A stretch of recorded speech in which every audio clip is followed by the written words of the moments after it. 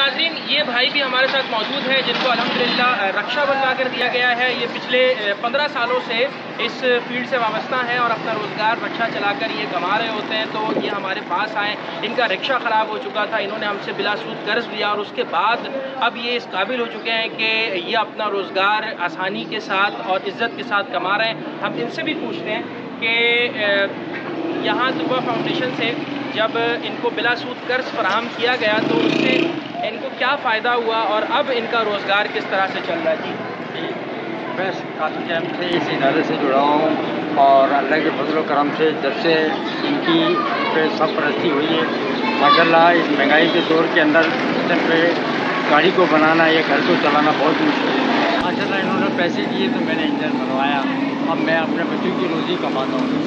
बहुत शुक्रिया। और मैं देखने वालों से भी ये इल्तमास करता हूँ कि अगर आप भी चाहते हैं कि आपके दिए हुए पैसे से कोई शख्स अपने पैर पर खड़ा हो तो आप हमसे रब्ता कर सकते हैं। इस वीडियो को ज़्यादा से ज़्यादा शेयर कीजिए ताकि ज़्यादा से ज़्यादा लोगों की मदद की जा सके। शुक्रिया।